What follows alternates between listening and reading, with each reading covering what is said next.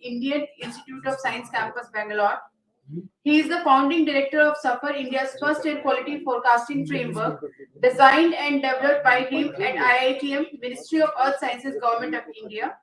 He is the recipient of coveted Shanti Swarup Bhatnagar Award, India's highest honor in scientific discipline. He is the first Indian recipient of the United Nations World Meteorological Organization Award and also won the Maharana Uday Singh Samman MOS Merit Award along with IITM Silver Jubilee and Golden Jubilee Awards.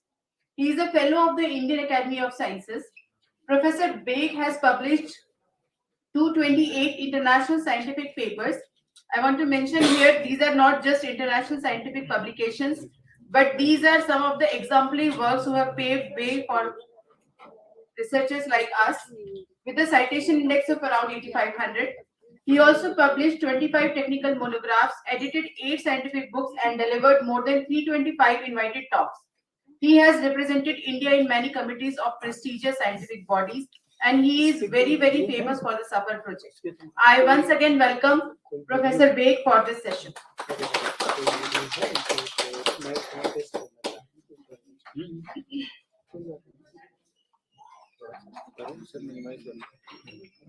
So in this session, we are going to have first talk by Lieutenant Dr. Pankaj Mehta sir, who is a faculty in environmental sciences, and he is a commissioned officer, ranked lieutenant in the 4th JNK NCC. Sorry, sir, I don't know how to say. Battalion NCC. He obtained his bachelor's from DHU and MSc and PhD from JNU New Delhi. Dr. Mehta has 15 years of industry research and teaching experience in the field of environmental sciences. His brief and abstract is available on page number 29. Words will fall short if I read the whole thing. So I once again welcome Lieutenant Dr. Pankaj Mehta sir for his talk on Lifeline of an Analytical Lab, QA/QC in Achieving Professional Excellence. Please.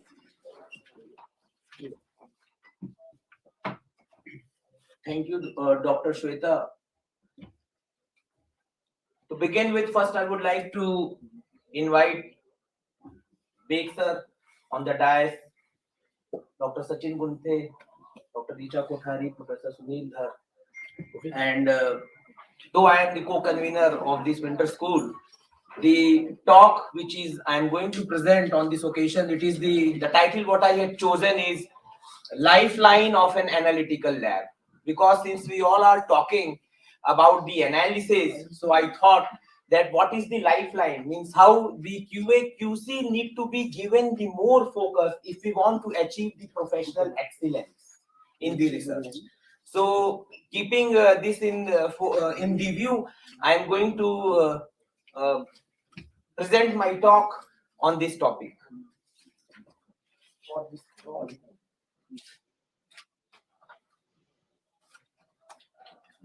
The framework of today's talk, I will be speaking on the introduction to environmental lab, quality data and professional research, because these are the two sides of the same coin, and I always remember the words of my supervisor that data generation is not important. We need to generate quality data. And how the sampling, monitoring, and what are the various techniques which are being involved, because I generally say we have to remember 3 things: sampling, analysis, and interpretation that goes side. Because if we are doing the analysis, firstly we have to take care about the sampling part, only then we can do a meaningful interpretation. Then calibration, QA, QC, and proficiency testing, followed by certification of a lab. So I am not going to deal, because we all know that these are the various analytical tools what we are using during the analysis of various metrics, since here we are focusing on the air samples, aerosol samples. So these analytical tools are also being used across various fields which involves water, soil, blood, etc. ICP, OES, AAS, CHN analyzer, ion chromatograph. These are the various analytical tools what we use. But the focus, how we need to basically, because what I have told, sampling, analysis, and interpretation determines the overall quality of the study. So I am focusing on the quality part, because we cannot increase the quantity on the payment of quality. We have to be very much peculiar about the quality part. So coming on to this part, like if we do the sampling in the environmental sampling, what are the steps in a sample life? So how a sample is planned: identification of sampling point, collection of sample, transfer to a laboratory, sample is analyzed, destructive or non-destructive, sample expires and is discarded, sample is represented as a data point. So these are the steps in a sample life. And before we plan for any research, we have to be very much peculiar about the sampling part. And there are various protocols. Generally we keep focus on the analytical protocols, that which method we have to use for determination of NOx, SOx, PM 2.5, PM 10. But before going into this, we have to think what are the sampling protocols which the ASTM I have to use if I am going to do a sampling of a stack or of an ambient or of any water or soil. So in this, the objective is to collect a portion of material small enough in volume to be transported and large enough for analysis, while still accurately representing the material being sampled. So this is the objective of the sampling. So in the sampling part, where, when, what, how, and how many, because the best sample number, generally thing comes in our mind, sir, what should be the sample number? So the best sample number is the largest possible. If you are increasing the sample number, so there is not any one peculiar number what we can say that 50 samples or 100. Best sample number is the largest possible, and quantity should not be increased at the expense of quality. And if we are focusing on these part, definitely we are going to do a very good, nice interpretation of the data what we are getting. Because of the sampling, automatically everybody will be having the data. But if you will be having the quality data, your interpretation will be meaningful and you will be reaching to a meaningful conclusion. So again, in this, the standard book what we generally use for water, it is APHA. The name of the book is Standard Method for Examination of Water and Wastewater. In air sampling and analysis, again there is a book that is APHA. If you want to do the analysis of anything in the air samples, you need to refer APHA of the air. And there are various protocols what Indian standards they have designed for the sampling, that if you want to do a stack sampling, because we all know if we are doing a stack sampling, as we have listened in the earlier talk, that isokinetic sampling need to be done. The particulate matter what are being released, because there is a very dynamic conversion of the chemistry in NOx analysis. So NO is formed at a higher temperature, NO2 is formed at a lower temperature. So if we are doing this sampling, we are interpreting the result as NO2. So if somebody is interested, sir, how much NO is present? Because NO proportion is more in the stack, and in the ambient at a lower temperature it will be converted into NO2. So we need to do the isokinetic sampling. So what are the various protocols which need to be used for sampling? So those protocols you can take the references from me at a later end, because I had done this work with Lafarge and ACC, where we have done these kind of sampling with the corporate sectors. So in this, there are certain field parameters and there are certain lab parameters. So environmental analysis, in this I will skip this slide. These are the various methods about the various preservatives what we use. Coming on to the most important part is the calibration of the instruments and standard lab. The purpose of calibration is to ensure that the measuring accuracy is known over the whole measurement range under specified environmental conditions for calibration. The tools what we are using in our laboratories, first we have to look for the installation qualification, operational qualification, and procedural qualification, IQ, OQ, and PQ. Irrespective of the analytical tool, if all these documents are in place, and if we are doing our analysis following IQ, OQ, PQ, and after that I will be doing the validation, calibration, calculation of uncertainty, calculation of the Z-score, and we will be participating in various international proficiency testing, so that at a later stage we can always say that I am 100% confirmed about the result what I am showing, because I have participated in the international PTs. PTs means proficiency testing, and Z scores are being calculated for each and every lab. And in nowadays, for each and every analysis, you will be asked for the calculation of uncertainty. What is the plus minus value? What is the confidence level with which you are saying that you have generated this data? So I just want to emphasize that more focus need to be given on this part also before we go for analysis. Okay. So this is the typical format what we use for our instruments, because I am speaking on the quality aspect. So about the instrument model, manufacturer, calibration frequency, what is the frequency, these kind of tags need to be placed on each and every analytical tool. These are the various kinds of stickers what I had designed for my lab. You can see I have mentioned CUJ over here. So for calibrated, the tools which are calibrated, we are putting a green tag, which are under maintenance and which are out of order, by which we can easily identify that these are the analytical tools which need service or which are calibrated. So the process of validation, basically, we generally this question is being asked: what is the difference between calibration and validation?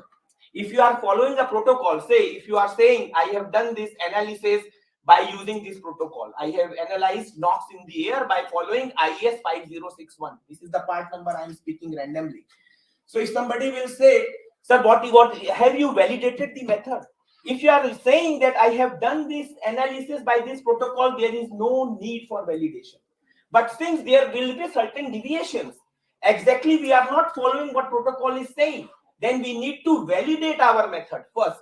And to do the validation, these are the various steps which need to be focused: selectivity, linearity, accuracy, precision, sensitivity, range, limit of detection, and limit of quantitation, LOD and LOQ. So these are so quality assurance for environmental measurement. To understand the data reliability, quality assurance is needed, and to quantify the area of analytical uncertainty. In nowadays, uncertainty is being much more focused. So if you want the reference how you are going to calculate the uncertainty, the reference material is EURACAM guide. You can easily search, you can Google it out, that how to do the calculation of uncertainty for the analysis what you are doing. First, if you can go through this document of EURACAM, you will be in a position to calculate uncertainty for your analysis. Because generally when we say for water, I am saying if I say the level of fluoride in water is 1.3, somebody will ask plus minus, because next time if you are doing the analysis, you are not going to get 1.3, you will be getting 1.1 or 1.4. So how much sure you are? That is means uncertainty. Uncertainty means which is unknown. Uncertainty is not an error. This thing comes in our mind that uncertainty is calculation of error. No, error is known, uncertainty is unknown. And how to calculate this for the analysis, because we are talking of analysis. So calculation of uncertainty need to be focused much more. So in this, quality assurance ensures that data will meet defined standards of quality with a standard level of confidence.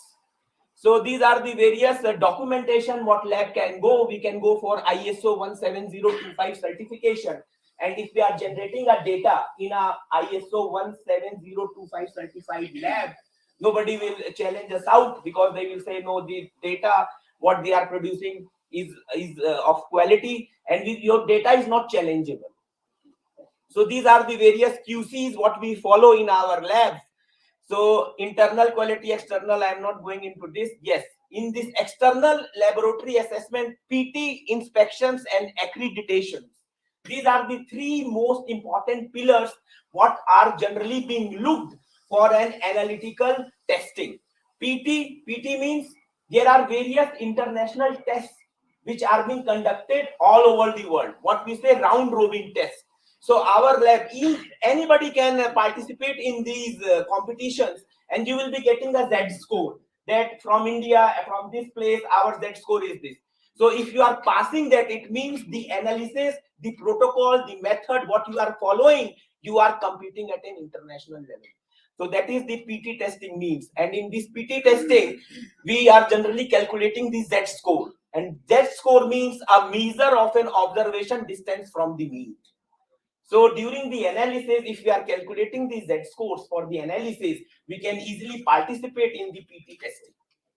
So these are the various numbers by which we can say that whether we are an outlier lab or we are passing the test. If that score is less than 2, it means our lab, the data what we are generating is of acceptable level around the world.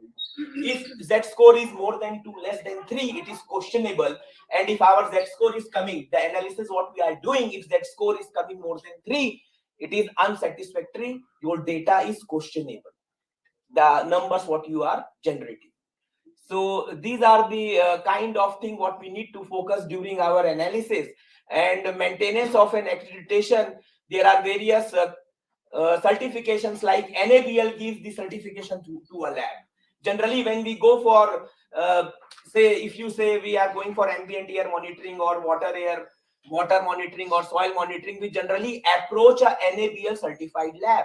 So NABL gives the certification on the points what I have spoken in these 15 minutes. So NABL, BIS and MOEF, these are the 3 certification. And if your lab is NABL, BIS or MOEF certified, your credibility into the market goes up. You can always say that we are generating the quality data, and the interpretation what we are doing is on this basis.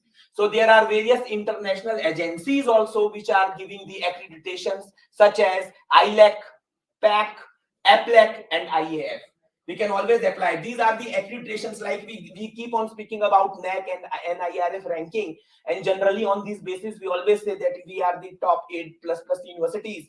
In this case, if our lab, analytical lab, the lab has these certifications of ILAC, APLAC, PAC, NABL, then these are the various stars what you can say our lab has earned.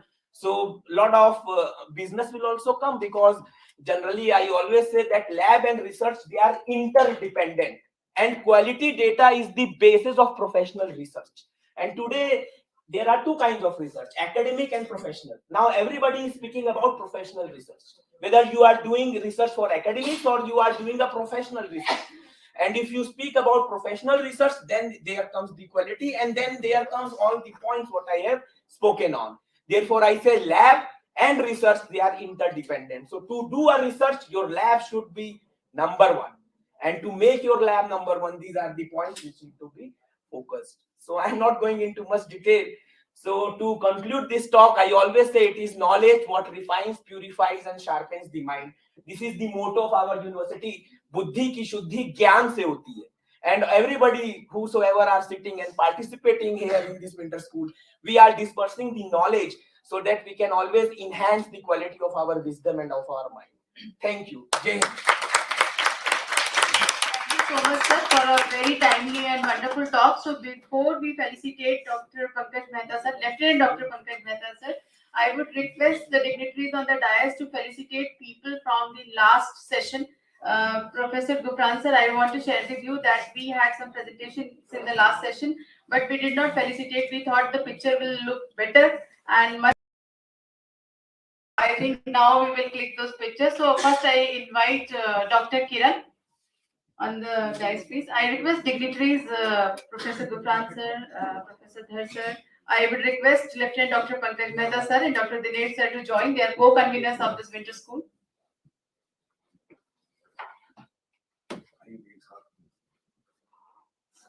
So now we have with us Professor Gupran Beg, and I think the picture will be. Next is Dr. Preeti, Madam Preeti.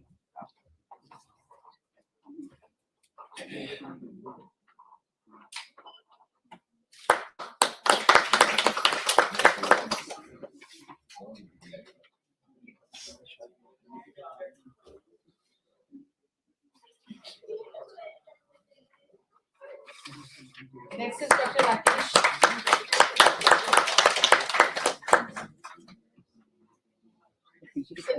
Dr. Rakesh is the participating faculty from University of Jammu.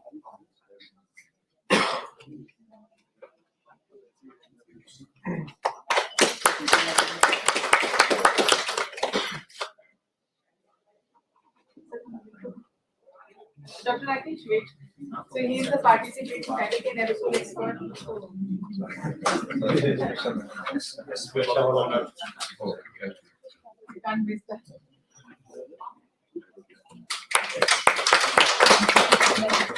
Next is Dr. Sonam.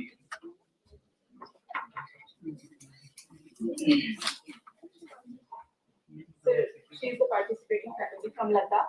She is teaching EGMC Ladakh. Crown of India.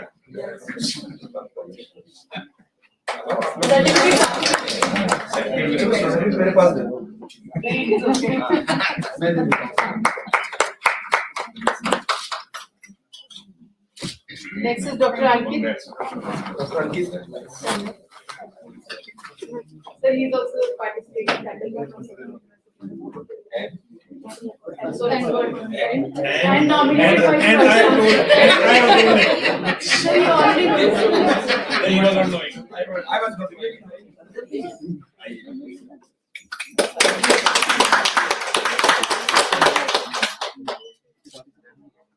Now, let's say Dr. Pankaj. Before we start. Thank you, sir, for joining. He is also a co-convener of the school.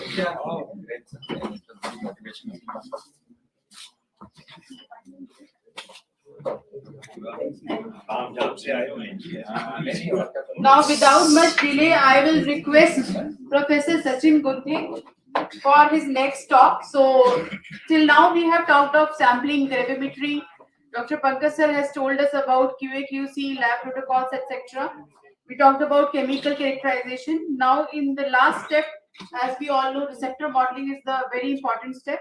So, I invite Professor Sachin Gunthe for his talk on application of receptor modeling in source apportionment studies. Please. The Central University of Jammu.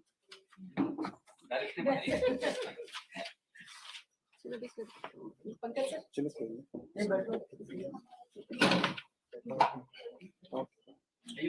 आप भी आइए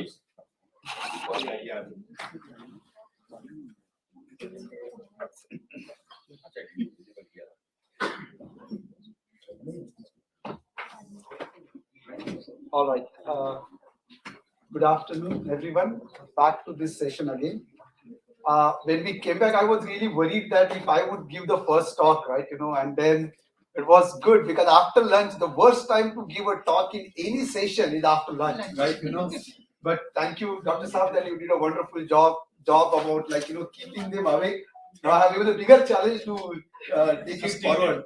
Now yours was like you have done my job and then you will keep them awake. Now they say that now we are done, right? So thanks, Shweta, again, not for putting me immediately after lunch, right? As I did it in the morning.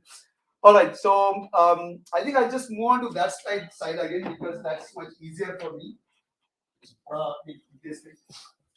So for next 30 minutes or so, what we will try to do is that we try to talk about the processes, the mechanism, the multiphase chemistry, a bit about the secondary inorganic aerosol formation. And now I think when Dr. Shweta told me the other talk, I said, like, why should I do the receptor modeling talk? Right? And she said that, no, it is important because once you talk about the secondary inorganic aerosol or organic aerosols, it is important that you try to understand or give the some knowledge about how do you identify their sources, right? Because that's one of the major challenge which remains. Now, let me just put a caveat and a disclaimer before I go with this talk. I'm not really an expert as far as the receptor modeling or source apportionment is concerned. However, having said that, I have a very good team of students, those who are really expert in that. And then once they bring the data and the graph to me, I just help them in interpretation of the data, right? And that's what I think I call myself as an advisor and not as a guide. Right? So they kind of find their path on own, and I just simply try to advise on them. So please keep this caveat in mind that I am not really an expert in this, but I'll try to do my best as much as I could, at least try to help you understand the basic fundamentals about this one. Let's try to talk about the content of my talk for next 30 to 35 minutes. I'm going to talk about the introduction. What are the different methods of the receptor modeling? What are the receptor modulus? Maybe we will try to see some of those models, what they are. Then we'll try to talk about the chemical mass balance because that's probably one of the things which all these equations which you will see, or all these models which you will see, try to basically looks into that.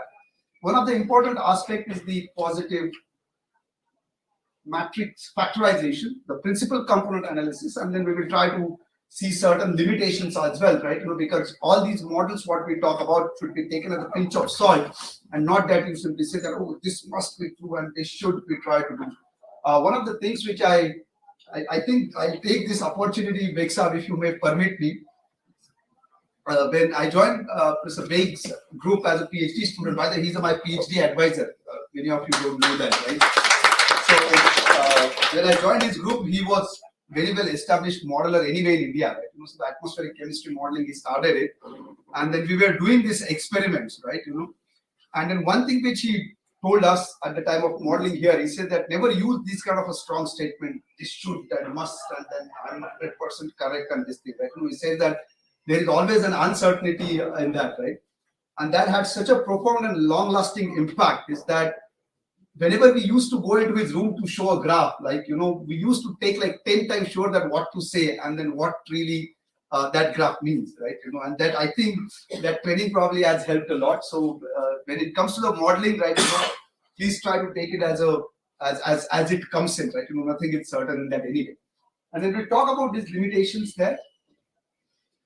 So what is the source apportionment?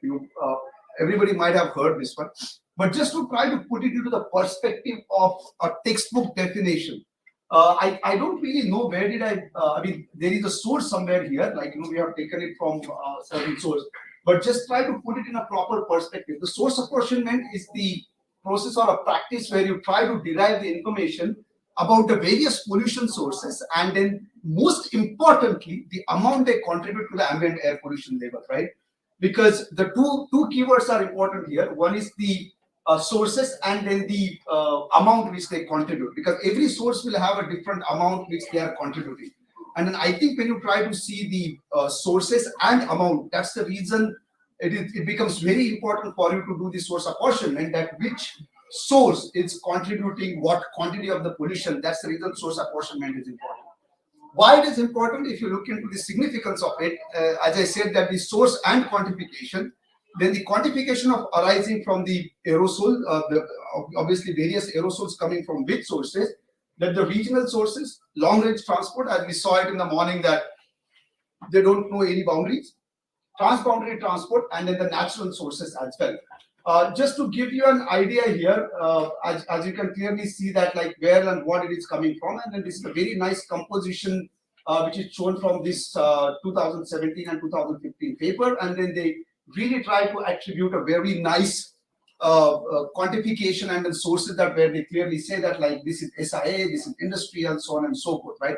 So not only that they are giving you the sources, but they are also trying to quantify that which much, how much it is contributed from with sources, and that basically becomes very important when you talk about the policy framework about reducing the certain this thing. I think Kiran madam has already left, so I can take this liberty to say that, like, we as a researcher, we can try to give the information to the policymakers, and then of late, Professor Beg is also doing a lot of work on the policy framework as well. So this basically becomes important, this kind of a source and quantification, so that the policymakers can use that data for the effective governance and policies to reduce the pollution. What are the requirements which you need to consider to assess the source or the receptor relationship? Like, what is the source? Then you know the quantity, and then what is the receptor, how it is going to work. So you need to understand the transport from the source to receptor, and for that purpose you need wind direction, wind speed, or some sort of a meteorology. So that basically establishes the primary link about it. Then you need to understand the chemical and physical characteristics of a pollutant, like, whether it is a hard, which is quickly the high reactivity or not high reactivity, if it is an aerosol, in terms of how this transformation of and aging of the aerosol particles is happening. That's important to understand the chemical and physical properties of pollutant. Identification of unknown sources. As we will go around this presentation, sometimes it happens that when you try to do the source profiling, or when you try to identify the sources, there comes to be a certain quantity which could not be attributed to any particular source, and that's the reason you basically say that it is the unknown source. The estimation of the contribution of each source of to the air pollution concentration measured at the receptor, because if you are doing the receptor modeling, you are mostly focused about what is coming at the receptor side, right? So this contribution of each source, you need to delineate then about for each air pollution what you are receiving at the receptor side. To improve the existing air quality management system, that is very important, because I would not get into these policies and how do they do that. But once you have the detailed knowledge about the source and quantity and what you are receiving at the receptor, and then try to delineate these sources, it definitely helps in improving the air quality management system. And this is particularly important for the urban air quality management system in general or in particular. It basically acts as a preliminary step or a stepping stone to begin the air quality management system, so that you have a basic idea about which source is contributing how much pollution for you, and then based upon that we can use the different framework which are anyway available readily, like US EPA framework or CPCB framework, and then it helps you in prioritizing the emission source control. So once you know that, let's say suppose in a given area if the traffic is causing more, then you kind of try to put in some regulation or try to reduce the density of the traffic and on that road, and so on and so forth. You can go to improve it. Now, what are the different methods of source apportionment? Well, I mean, when I tried to prepare this presentation, I did not really find any specific or very valid or a quantitative answer to it. Even the chat GPT did not know what an answer to it, right? He went confused, right? So he didn't really know anything. And I tried to put that question in multiple ways, but it just kind of kept me confusing. So what I did is that I eventually landed up these two good papers and then tried to pull out the information from that. So what basically happens is that you have the emission inventory, and then maybe anybody who wants to talk about the emission inventory, Professor Beg has been doing or working on the emission inventories for a very long time. Use this opportunity to talk to him after the talk. So you have the emission inventories, which is basically nothing but that you take some sort of a fuel which is being burned, and then try to go into the lab and say 1 kg of fuel you burn, and then you see how much that is being done, and then go to the field or go somewhere and then try to simply say that if these many vehicles are there and this much petrol is being burned, how much it is coming. But what I'm telling is a very crude way. It's much more complicated, but then it gives you an idea basically how do you prepare the emission inventory. Now, once you have this emission inventory, obviously it is kind of a source. You attribute it to a certain source. Then it goes to the source-oriented models, like to specify that how much emissions are being generated. That goes into the concentrations at the receptor. So source, and then through the source-oriented model, you get to know the concentration at the receptor. Then you have the receptor-oriented models, that how it is being transformed and aged, and then coming to the receptor. And that again kind of put it into the source. But what importantly happens here is that when you look into the receptor-oriented models, one thing that you really need is the source profile. And then once you have the source profile, the most important thing which is happening in this particular box is that the physical and chemical processes, like how do it react, whether it is changing the basic nature of that particular pollutant or not, and then most importantly the meteorology, which then obviously affect your source-oriented model, that information you need. Now, just to kind of put you into the perspective of how it works on the left-hand side, you can see here this is the emission inventory. This is paper, like let's say for example, I don't even see that for which this thing it is anyway. So then you have the source-oriented models where you put the meteorological data, and then you have the adjoining model which kind of at different times how it looks like. And then the results of the source-oriented model, then you have the dynamic harmonization where there are multiple techniques are nowadays available for the harmonization. And this is what you basically get in that in which particular city, what kind of a source is coming, like you have a residential or industry or probably from the traffic. Now let's try to dissect this example as we go along, that whether it is really that easy to do that. Source model versus the receptor model, because we said that these are two different things, and then you have to put it into the meteorology to understand the basic processes in it. Then let's try to see how it works. The steps followed in the source modeling, that the first thing you do is that the identification of the potential sources. Like when you have this data, let's try to assume that I think that it is coming from the traffic. Then the description of the physical and chemical processes, like what is happening by the time that particular pollutant is coming to the receptor site, what's happening, what is that physical processes. Then the documentation of the primary and secondary pollutant, that's pretty easy to know in that once you measure it, that like for example, ozone is the secondary pollutant, carbon monoxide is the primary pollutant. The baseline mapping of the pollution and hotspot, you need to have some sort of a measurement or some sort of an information that what your baseline concentration would have been, and then are there any particular hotspot. I'll come back to that. Why do you basically need to understand what you need related to the hotspot and then the background information. And then apportionment of the pollution by using the modeling. This is the bottom-up approach which they follow. You have the known emissions and dispersion parameter. You have the emission inventory, like if this much of the fuel is burned, how much you are getting. And then you have the dispersion parameter, like wind direction, wind speed, temperature, relative humidity. Put it into the source model, and then you get the estimated ambient concentration. Now, when you talk about the source dispersion model, right, you have the Gaussian plume model and then the Lagrangian model. This probably you might have, majority of you basically would have studied that. You just put it in that information, and then it's good forward.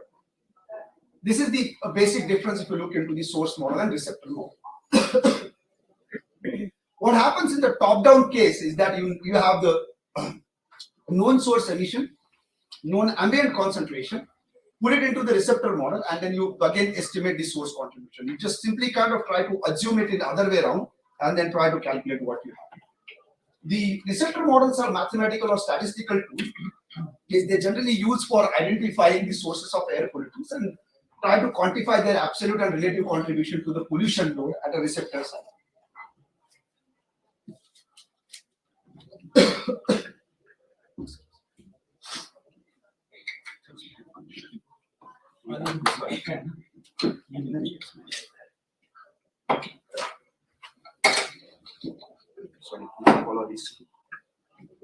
The receptor models then use the chemical and physical properties of the gas, and then the particles or the PM 2.5 which you measured at the source, both to detect and quantify the presence of source contribution. So you need to really have potentially try to have the measurement at both the places, like at the receptor and then for the source. So this is how it basically try to relate it. Like if you look into the knowledge required about pollution sources prior to the receptor modeling, if you have the little knowledge about it, then you need to have this PCA, the exploratory factor, PMF, Unimax. So you need to have some sort of a multivariate analysis to be done if you have a very little knowledge. But then as you go, and then if you have the complete knowledge, like then if you have somewhere in between, then you can do the ME2 analysis, confirmatory factor analysis model. But as you basically go towards the complete knowledge, even simply a chemical mass balance could also be used to kind of identify what kind of a source profiling you are doing. So this, and then that's the reason that if you have a little knowledge about it, because of this particular fact, your uncertainties are generally very high. A basic difference before we talk a little bit more about the receptor model, the dispersion model and receptor.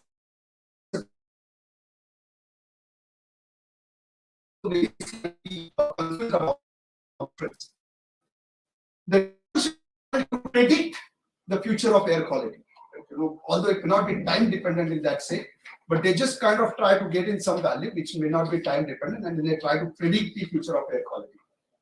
They basically try to, whereas the receptor thing, they just try to understand the pollutive impact, emission impact. They would not really tell you that how the pollution is going to be and then whether it is going to be very high or very low. They just try to tell you the emission impact. This is the identification of the secondary aerosols, whereas the analysis of actual and worst case impact. Right? You could simply say that my levels or emissions are very low, but then my emissions are very high. What that impact in between is going to be, that's really not possible. Again, the same thing, control strategies. The dispersion model can also help you to understand the impact of prediction with change in stack height and fuel gas parameter. So let's take a very common example which all study is the stack monitoring. Right? You put in something and then you get some data out of there. So when you try to change the, let's say, using the dispersion height for the stack change height, it gives you a very good result, right? But whereas when you talk about the receptor models, that is suitable for a complex terrain and meteorology as well. Right? You could, again, it's not going into the dynamics of such a complex terrain, but what happens is it tries to give you an additional information about the meteorology and then the complex terrain. Identification from a single group or source with the similar characteristics, that's what the dispersion model they do. But however, receptor models, if properly used, trained, or kind of coupled with certain things, definitely helps in regional scale of air quality in that sense. I have initially planned an exercise, but I'm not going to give you something to write. But then I thought that we will put in some values and try to solve this equation. so that if you get the numbers, that gives you the confidence. Now, as far as the receptor models are concerned, there are always assumption, and one of the major assumption which you always have to kind of reiterate or try to put the values into the equation again, that the mass conversion between the emission sources and the study sites can be assumed, right? You just really you can't really establish that directly. So this is something which you have to assume. And then obviously, if you look into the any dynamic model as well, for that matter, it is the law of conservation of energy, mass, momentum, and everything. But this, as I have said, it relies on the mass balance. So the mass balance analysis is generally practiced to identify and adopt the sources of the particulate matter. And then you will find this equation in any book, right? I need not to get into the details of that, but I have had a small exercise for us to do that. But after the lecture, if we get some like 5, 10, 15 minutes, we can try to do that by certain plugging in the value, and then you get those values. So that gives a confidence for you that whatever we are talking about, you really understand it. Going further, what is an overview of the receptor modeling is that you select the sampling site. Probably there are multiple in Jammu now. I don't know where Dr. Shweta is not here now, right? So they have multiple sites in Jammu. So more the sites you have, obviously your statistics is robust. If your statistics is robust, obviously you will have the confidence in your data. That's the reason you choose the sampling sites. Then you do the monitoring and sampling collection, that is PM10 and PM2.5. I think you might have seen these volume samplers everywhere now. Then you take them that and then do the analysis, like just the mass and then the chemical and physical analysis. You have gone to all the labs and then get the information.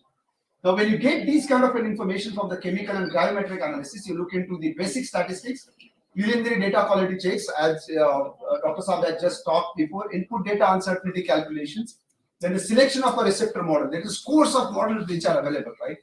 What I would say is that when you try to use this model, just simply don't put in the data, because they nowadays generate a very nice pictures, right? But try to understand what is the mathematics which goes behind it. And then obviously you obtain the data and then model evaluation and interpretation, and then you simply say that vehicular emission was the major source. Story khatam, right? But that's what something which we don't want to really do. Now, when you look into the different receptor models, for example, you have this chemical mass balance, multilinear engine. There is something which is called as multilinear engine 2. That is what we call it as an ME2 analysis, and that's what, at least in my group, which you use it. We don't use it by choice, but we use it by obligation, because we use this SCSM and AMS data a lot, and then it is nicely coupled with that. So we get a very good source profiling or very good source apportionment because of that. Then this is the constant physical receptor. That's really a very good model. I mean, I personally like that model because of the way they have developed it and then the flexibility it gives you for you as far as the analysis is concerned. But that's probably one of the most difficult one to run as far as this list is concerned. Unimax, that is the multivariate receptor model. Positive matrix factorization, a lot of people, they use it, and it's a very standard technique. If you have any friend in statistics, you try to talk to them, they will try to make you understand what you basically mean by the positive matrix factorization. Principal component analysis, we'll talk a little bit about this. And then this enrichment factor. So I don't know if anybody is really using this enrichment factor or not, but then if you look into the principles and limitations of this, I'm not going to go into the details of this, but if you look into each of these models, there are definitely the some sort of the technique and advantage which they use. But they, if you look into the limitations, please understand that some of these are the factor models and some of these are the hybrid models. So somewhere, if you look into the limitations, there will be one particular common point that these data, these kind of models really require you more and more data as far as the identification is concerned. The chemical mass balance is something which we generally talk about. The chemical mass balance model, it tries to combine the physical as well as the chemical characteristics of the aerosol particle or PM2.5, what you call in, or the gases which you have measured at the sources. You say that you want to know that difference, so it tries to look into the sources and at the receptor to basically quantify the source contribution to the receptor. So you just try to see that how much that mass balance is not happening. So this is what the equation it looks like, again, fractional abundance of the species, jth species in ith sample or whatever it is. The input which goes into the chemical mass balance is the fractional amount of species in the emission from each source type A of J So you simply try to see that what species was that and what is coming in there. Then the receptor concentration, C of JK for that particular species. And then what you talk about the uncertainty estimates. Now there are various methods which you could do this uncertainty estimates. I think some people use Monte Carlo simulations, and there are multiple methods which you could put into to try to do these uncertainty estimates in as per the measurements which you are doing in there. The sources selection criteria, one of the important things is that generally the sources which represents the emission source types that influence the receptor concentration is the most. That is what you have to really try to see the first, like, right from the emission source type, the one which is really affecting the receptor site concentration the most, that's what we have to choose it. It has to be, the sources have to be chemically distinct type, right? That's very important to really understand the source. And then the no sources with the same or similar chemical or physical property should be put it into that. Because if you are doing it for the chemical mass balance, then it is very difficult for you to identify about this. Now, this is just a case study which was about the source apportionment of a particulate matter in an ambient air urban of Mangalore. It is done in India. This is Kalairasan et al. Paper. So I just chose this paper very randomly because more or less whichever group or whatever they do, they fairly do a very nice job as far as the identification is concerned. So they say that the symbol parameters, this is what two-wheeler, two-stroke, two-wheeler, four-stroke, three-wheeler, four-wheeler.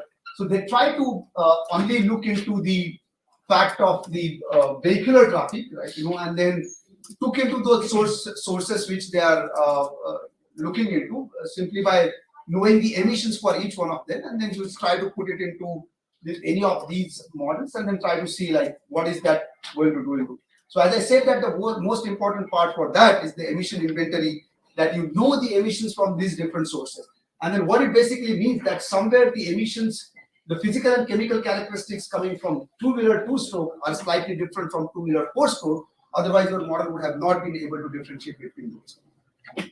Going forward, the gravimetric and chemical analysis, again, this is with the same paper, without going into the details of this, like they try to tell you whether it is a solid fuel emission, whether it is a biomass burning, then whether it is a construction dust or a diesel generator. So all these, as long as you know your emission sources and then the inventories, you are generally good with that going into any of the models, right?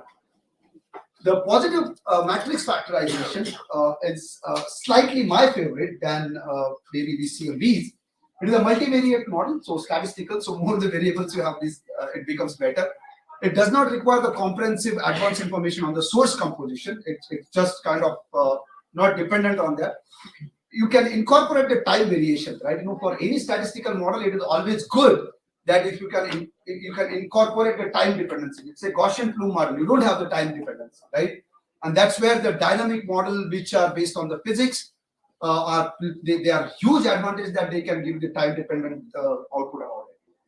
Non-negativity constraints, of course, that's one of the factors. Rotation can be controlled by the user, that how you are going to do that again and again. That control you have, whereas in other models you don't have. Imposition of natural and other constraints possible. You could put in more parameters which you want. And then explicitly least squares approach to solve the factor analysis problem. Any statistician would understand what does that basically mean. Individual data points where you can particularly assign the certain weight to a certain factor which you are looking into, so that you can do more sensitivity tests. It's not that it will improve the result immediately, but it will get you the more sensitivity test analysis. Again, not going into the equation, you can solve it as and when it is required. Have you all got those MATLAB codes? Right? Anybody who has a MATLAB, just try to put it on your this thing and plug in some values and try to run it, right? So if you have any problem after the lecture or after this session, we can try to run those codes on your computer, right? So if you have got it, try to run those codes. Factor profile characteristics. What does that description mean, and what generally people they call it, at least in the ACSM or aerosol community? You have this LVOOA, that is low volatility oxygenated organic aerosols. Oxygen to carbon atomic ratio is around 0.63, and then often correlates with the sulfate. Because you have an anthropogenic emission coming from certain sources, then it also correlates with the sulfate. You have SVOOA, and I'll try to talk about this, how they have been derived. SVOOA, that is a semi-volatile oxygenated species, then you have certain O2C value. Now, rather than going into the details, but as I have said in the beginning, I think Dr. Saab was asking about this, that you have this SVOA, LVOA, NOA, cooking, traffic, biomass burning, aerosol, so on and so forth. This is the factor profile again. So what did they basically try to do is that you have certain M by Z characteristics, and then by looking into these M by Z characteristics, they do the laboratory experiment, like you burn solid fuel and then try to see at which particular M by Z you are getting the peak, and then attribute that kind of a source when you get similar M by Z in the traffic. And that's what it basically tries to do. Organic sulfate, nitrate, ammonium, again the same thing. Again, I'm not going into the details of that. I think we still have 5 minutes. We still have 5 minutes, right? So I just try to give this information from one of our papers that we ran this ACSM. And then as I told you that, like, if you get the peak at 63, it means that it is this aerosol. If you get peak at 76, it means that this aerosol. But what happens is that you could do the source apportionment even for the organic aerosol, right? I mean, not for the inorganic, but an advantage. I think this is done with the Me2, if I am not wrong. We generally use the Me2. What we could really look into is that you have chloride, nitrate, sulfate, ammonium, and organics. But then when it comes to the organics, where it contributes to the large fraction of the PM1, we could really do the very good source apportionment with that. Like, let's say, for example, the primary factors is HOA. That is, as we saw in the previous slide, the HOA is something like this: hydrocarbon-like organic aerosol, which is derived from the fossil fuel combustion. Meaning that when we saw the HOA, that is basically coming from the traffic. So this was coming from the traffic. Other primary factor is the biomass burning organic aerosol. So the one which is coming from the biomass burning. Then we have the COA, that is reflects the cooking-like type of an aerosol. So these are the primary factor, and then there are secondary factor as well. So within the primary one, we have that how much there are secondary. Like, if you look into the secondary nomenclatures here, we have the secondary, SVOA, LVOA, low volatility oxygenated aerosol. So these aerosols are either secondarily formed or they have the aging process. So they are probably a primary aerosol, but they have aged a lot. So that's the reason you can call them as a more oxidized, oxygenated organic aerosols. Not going into the details of that. Yes, the PM10 samples were, I have one query. Yeah, sure. During initial slides, we have told that some metrology component. Sorry? Initial slides, we have told about the metrology component also. So this receptor models does not. No, it does require. It does require. This is done using that. Yeah. So what happens is, I mean, not for this. This one does not require. MA2 may not require, right? But there are additional version of the other model, like say SOFI, for example. We will try to have some sort of a hands-on which my students will give, that it even tries to tell you that the direction from where it is coming in. So it depends. This doesn't require, because this has the source profiling with you, so this doesn't require any sort of a methodological data. Another query, sir. Sorry?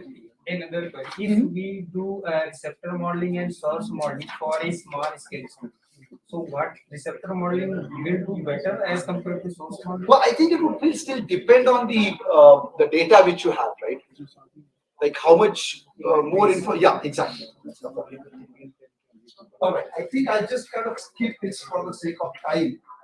But just to talk about the limitations, the receptor models cannot replace the dispersion model for the following reasons: not useful for future prediction, no contribution from the proposed installation, simulation for the change in stack gas parameter, it can't really look into that. The stack height determination you can't do obviously using the receptor height. Very costly and needs large sample size. It's always more of a data required thing, and limited to the particle size. I'll probably talk about it more later, and then not really going into that. Okay, so I think I'll probably stop here now and then maybe take a couple of questions if the organizers will permit. Thank you for your attention. Couple of short questions, if anybody desires. I hope I will be able to answer. I think they have also.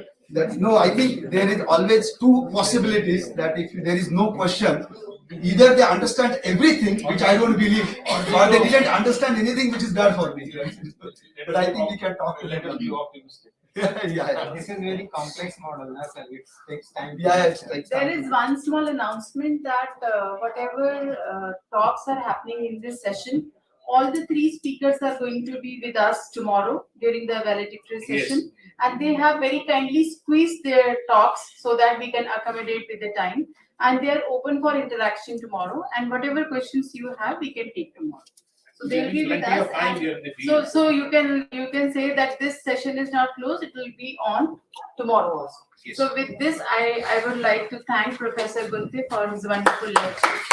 Also, I would like to request Professor Beg and Professor Dhar and Dr. Pankaj sir to please honor the speaker for the wonderful lectures. Thank you, sir.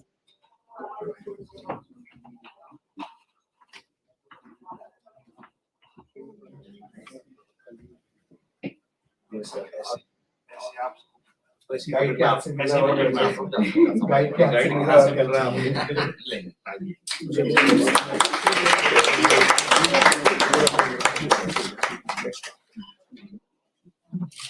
Thank you.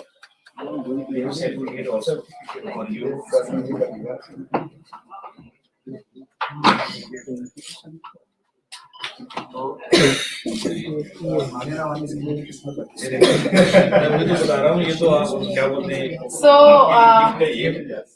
So do you think we can go for high tea and snacks, or we can just go for small tea break here only and we can continue with the sessions? I think it will be more appropriate because we just had lunch, isn't it?